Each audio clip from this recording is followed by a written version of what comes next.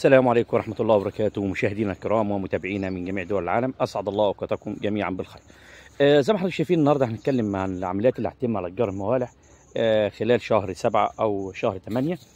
إيه هي العمليات اللي هنقوم بيها؟ أول عمليات طبعا هنقوم بيها المفروض إن أنا أتخلص من الحشائش، ودي طبعا هقوم بعملية العزيق بحيث إن أنا أتخلص من حشائش تسوية التربة.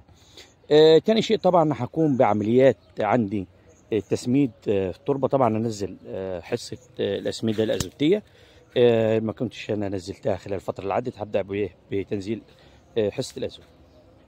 طيب بعد ما هنزل الازوت طبعا المفروض ان انا هنزل معدل 4 شكاير يعني 200 كيلو لكل فدان خلال الفتره ديت، واحاول اضيف معاهم تسميد البوتاسيوم. طبعا هيكون معايا تسميد البوتاسيوم بمعدل حوالي يعني 100 ل 150 كيلو او 75 كيلو جرام حسب قدرة المزارع أو قدرة الفلاح على عمليات التنزيل، أو على قد يعني زي ما بنقولوا بالبلد على قد يجيب.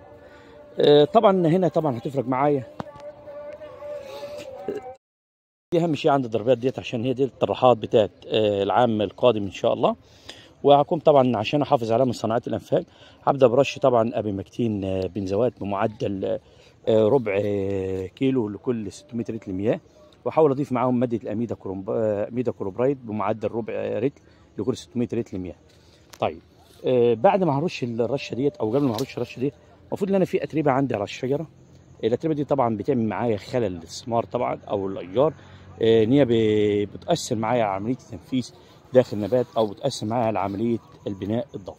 هبدا ارش طبعا او اقوم برش الاشجار وغسيل الاشجار طبعا بالصابون الزراعي. خلال الفتره ديت هستخدم معدل 2 رتل كل 600 رتل مياه، وهقوم طبعا بالغسيل. وبعد ذلك طبعا هستخدم الماده الحشري اللي احنا تكلمنا عنها. وان شاء الله القاكم في لقاء اخر، والسلام عليكم ورحمه الله وبركاته.